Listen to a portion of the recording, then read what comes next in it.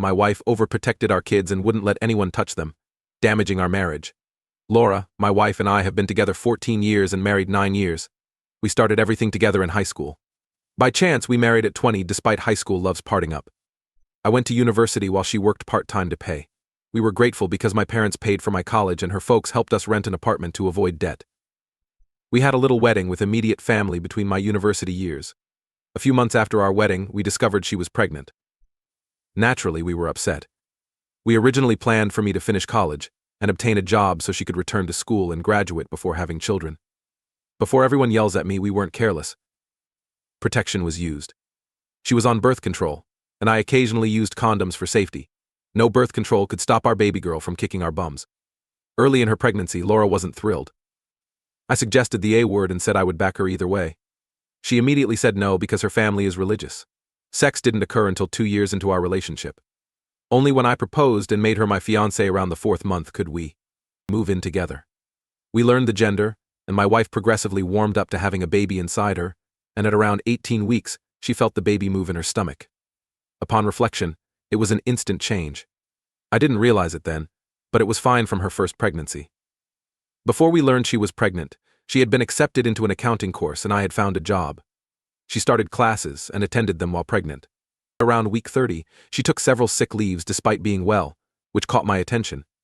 I approached her and she broke down, claiming she didn't want to attend university while pregnant because her stomach was growing and everyone was noticing. I initially believed she was embarrassed to be pregnant in front of her young peers. After talking to her, I realized she wasn't embarrassed. Instead, she feared being wounded. She feared falling down the stairs, sliding, eating something wrong, or drinking alcohol accidentally. I was bewildered and believed her anxieties were unreasonable, like everyone else. Why would someone intentionally injure a pregnant woman? Her response to my question about being threatened was a no. She begged me to let her drop out until the baby could go to daycare or a babysitter. She promised to study afterward. A few months later, she has our beautiful daughter. My wife and I fell in love with her immediately. My wife only went out for doctor appointments in her final months of pregnancy. I phoned her mother to have her spend time with my wife so she wouldn't be alone all day. My wife didn't like that idea either, but she appreciated not having to perform tough housework since her mother would help. Worst after birth. Nobody helped my wife with the baby. Our daughter is the first grandchild on both sides because my wife and I are the eldest. Everyone wanted to meet her, but my wife was so hesitant and overwhelmed with holding our kid that it annoyed everyone. Everyone began gossiping about her. I attempted to defend her and requested our relatives to give her room as she was a new parent. Laura wouldn't accept help with our daughter. She barely allowed me to raise my child. She was exhausted and wouldn't allow anyone help her with our baby, not even me. After days of insomnia, she slept for about 6 hours. Since I wanted her to sleep, I took care of our infant alone. I fed her Laura's pumped milk and changed her diapers. When Laura woke up, she had a mental breakdown and labeled me a bad person for letting her sleep and herself an awful mother for not caring for our child. I felt overwhelmed and frustrated too. We had a long talk argument after I put our daughter to bed and closed the door. She cried because she was afraid something would happen to our child without her. She had read about newborns dying abruptly or while in the care of someone else. I wondered if this was normal. At the time, I assumed it was a mother worried for her infant. I hear new mothers have fluctuating hormones. I told her I understood she didn't want me around our child, but she couldn't keep me away. I told her we would raise our baby, jointly as a team. She relaxed the knot to let me take care of our baby and let her sleep. I attempted to persuade our daughter to return to college and that we could send her to daycare or ask a grandparent to babysit.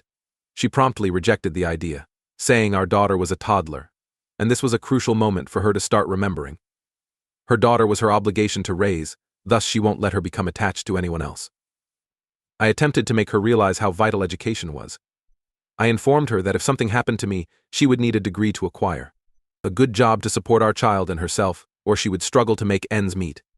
This seemed to work, and she consented to study, but only online and at home. As required, she took a test at a test center. I discovered my wife was pregnant again when our daughter turned 3. Since we were on protection, I was confused how this happened. When I asked, she said she sometimes forgot to take her pills. I wanted to get furious with her, but I didn't want to blame her because contraception wasn't her responsibility and I wasn't careful either. Money wasn't a problem because I had a good job. We saved over time without school loans because our parents helped us start. It happened again with baby 2. She rarely left the house. Only me and her mother were allowed around her. She sometimes has her sibling. Except for appointments, tests, and our child's needs, she rarely left the house. I tried again, but she never wanted to talk about being possessive. She was back, only letting me and her mom around her, and the kids after the baby was born. I remember seeing black circles under her eyes and telling her she shouldn't carry so much alone. That she would let me have 25% when I'm home. She complained about how others handled things. Even our sex life suffered after our second baby since my wife was fatigued and drooping when she went to bed. Because she hated leaving the kids alone in another room, she sometimes got them to sleep between us. She stopped after seeing an article about a baby dying from co-sleeping and gave me a hefty lecture to make sure I never did it again. I absolutely had no intention. I was frantic, but I eventually gave in and let her handle the kids. Whatever she did. I figured it couldn't be too horrible since it was for our kids' safety. After our kids grew up, I always used protection when having sex, much to her dismay. But I didn't care then. I didn't want a new baby to upset Laura, who had settled down since the kids were older. Laura remained involved and overprotective of our kids. She worked near our house after. Our youngest started preschool. She dropped them up at school before work and picked them up afterward. Our route includes school buses. When I suggest it, she cites school bus accident and bullying statistics to argue it's bad. My wife nearly exploded when our oldest wanted to sleep over at her best friend's place. My kid sobbed all night, so I cuddled her to sleep and promised her lots more books. She enjoys reading to stop weeping. I persuaded her closest friend's parents to accommodate the sleepover at our house. Our youngest is 5, and my wife is expecting again with our third, so she convinced me one night. Not to spoil how she lured me, but if you're a man reading this, you'll know how seductive it is when they murmur in your ear to finish inside. Although my wife had cooled down, I believed she might have been gentler on herself and the kids as we got older. This was critical background. It happened a week ago. Last week, a random little boy in my daughter's class inadvertently kicked a ball at her head while playing a sport. She needed sutures when her teachers rushed her to the hospital. Sure enough, my wife went crazy. She ran out of control and cried. Our daughter is well and the sutures will heal quickly, but my wife is upset. My wife was furious when the boy's parents visited us to apologize with their 8-year-old son, who looked terrified. She threatened to sue for damages and restraining orders. I have no idea where that concept originated from. Parents were astonished. I promptly apologized and sent them away. My wife rambled about suing. She then discussed ditching school to homeschool the kids. She thinks that's the safest option after hearing about school shootings across. She kept arguing that school was pointless and hazardous. I did something regrettable afterward. Yell at her. I was furious and upset. I released years of frustration. I apparently forgot she was pregnant with my child. She stared at me with tears before leaving. After over a week, neither of us has apologized or spoken. Only about the kids do we talk. I refuse to pull the kids out of school. They deserve a traditional school life with friends and growing up. I won't accept that from them since my wife is overprotective. Not sure how to go. Life is fine except for this issue. She's the best woman I've met. She loves me badly, and I love her too. The funniest is before kids. My wife was really shy. She avoided arguments because she loathed conflict. She was bashful and had trouble making friends. Being a mom changed everything. In the beginning, it was amazing for me as the father of our children and her husband to see a quiet and timid woman go furious and loud for her baby. Her love and devotion with our kids is becoming too much for me and our kids. My daughter is being suffocated. She always wants to make the final decision about the kids, which strains our relationship. I want to have an equal say in our kids' concerns without being vilified for disagreeing with mom. Another one is coming and I'm afraid. My vasectomy appointment is set. I finished our third. I fear how she'll handle the new boy. I'm considering therapy, but she'll be hard to persuade. Can I do anything else to calm her about the kids? I hate seeing our connection deteriorate. Replies by Op. You should have resolved this before having a second or third child. Your wife desperately needs therapy, or she'll destroy your kids' real-world skills. Oop. Last thing I'll worry about my wife doing to our kids is bodily harm. She panics when they tumble and damage their knee. She's too delicate to see them get vaccinated since she hates the sharp needles. Her physically injuring them doesn't worry me. I worry more about her mentally exhausting our kids. It's never too late to talk to your GP about this. You should have done that right after the first baby was born, and she started acting like this, but you're already noticing the effects on your daughter, and this will only get worse and have a deep impact on your children's mental health. Your wife's irrational behavior is emotionally abusive for your children. I am Oop. I understand that this is serious now. I'm arranging an appointment with a marriage counselor, like one of the comments mentioned, so she doesn't think I'm nuts for suggesting she see one. I'll ask the counselor to refer her to therapy. This is no longer my stand. I strongly recommend PPA evaluation for her.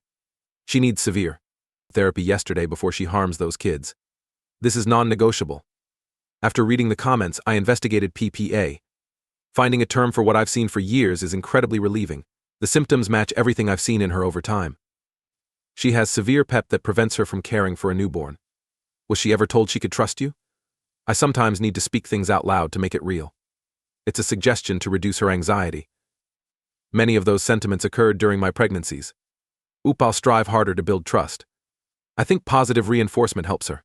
I hope she believes me. September 17, 2023 update. Hello everybody. A month ago I wrote on Reddit about how my wife's overprotection of our kids was impacting our marriage. Update on all that. Warning, some of the latter points in this post may be upsetting. The update did too. Happened is understatement. My wife found my site post on my phone 2 days later. She saw my notification one night while up because our youngest had a fever. She probably thought I was having an affair and swiftly went through my phone while I was sleeping. It's not a deal breaker for any of us. We can use one another's phones whenever we want because we have passwords. I was foolish and neglected to disable Reddit notifications. That night, my wife read the post and comments. Next day, I couldn't find my wife in bed at dawn. Since my son was sick, I expected she'd be with him. I checked his room and he was fine, but my wife wasn't. I found her in the dark living room after searching the house. She appeared like a ghost when I turned on the lights. She was teary-eyed and unaware of her surroundings. I ran to her in case something occurred. The moment I found my phone with her, my heart fell. I tried to get her to talk, but she wouldn't. After much prodding, she looked me in the eye and asked, "Am I hazardous to them?" Her broken voice pained to hear. No idea what to tell her. "I'll murder them," they said. She looked like she was hyperventilating, which was horrifying. She said to leave her alone and stared at nothing for a long time without reacting. The kids got up for school and went to find my wife like normal. My wife thought she saw a ghost when she saw the kids trying to reach her. She looked scared and got up from the sofa and ran to our room to hide. The kids were afraid and confused. I promised them I'd drop them off at their grandparents' today and let them skip school. Their excitement led them to swiftly prepare. Later, my daughter questioned me about her mother. Little girl is intuitive. I explained that her mother was just unwell and needed rest to recover. She instructed me to hug mommy when she cries because it helps. I was unaware that my daughter had observed my wife's anxiety attacks, which crushed my heart. I left the kids with the grandparents before returning home. After reading the reviews, I booked a therapy appointment for that week. My wife refused to talk to me, eat, move, or do anything when I got home. I worried she could damage herself. However, she never harms herself while pregnant. I've noticed. She asked where the kids were, and I could tell she was attempting to hide when I told her I'd dropped them off at her parents' place. Perhaps the comments were still fresh in her memory, so she fought me on that. Almost a week was hard. I extended the kids' stay with the grandparents and asked her mom to explain. They supported us and dropped the kids off at school every day. I informed my wife that I had scheduled treatment and would take her regardless of her wishes. She only agreed with me on this one item all week. It was hard to see her cry herself to sleep every night. I sometimes discovered her talking to herself after work due to panic attacks.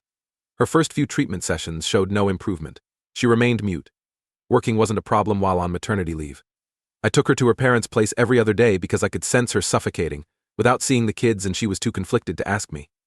We had breakfast, but my wife avoided them and just saw them from afar. He missed her and sought to squirm into her arms because this was the longest he's been without her since birth. However, my wife had panic episodes when he attempted hurting him. That week sucked. I spent more time with our kids while she was home to show them we and she loved them. I told them mommy needs help, is sick, and I'm doing everything I can to help her. I brought the kids home after 2 weeks. After more than 5 sessions, my wife started talking to the kids again, but she kept her distance. I was now a primary caregiver. She always told me what to do because she knew them better than I do. She was chatting to me and her mother again.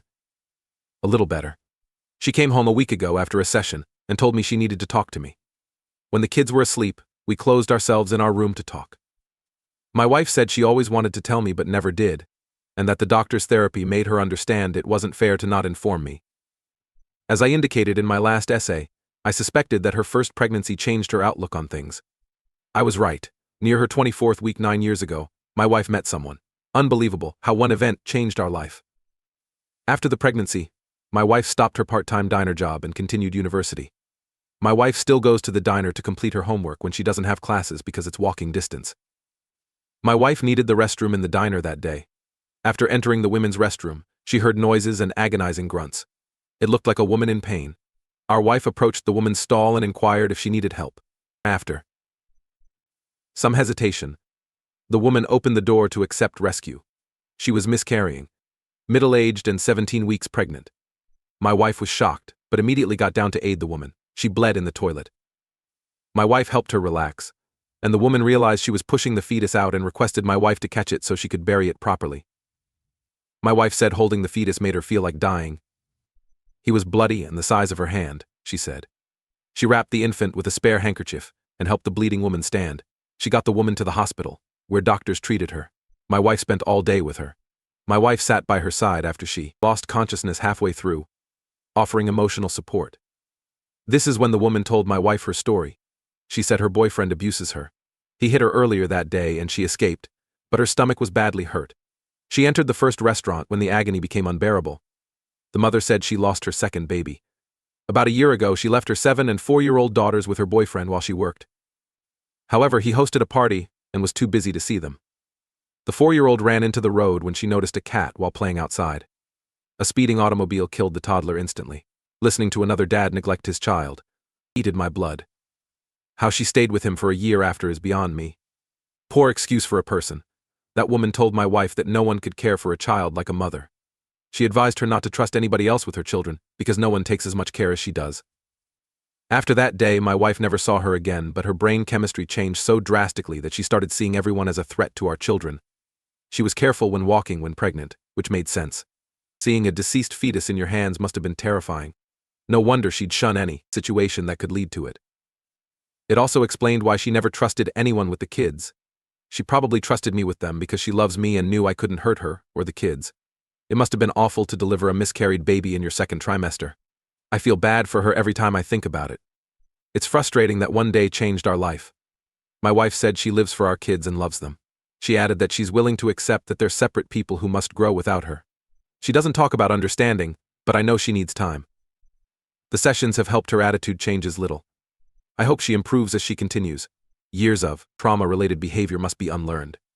No doubt they require time. Her therapist informs me on her status and seems optimistic about treating my wife. It may not be so horrible.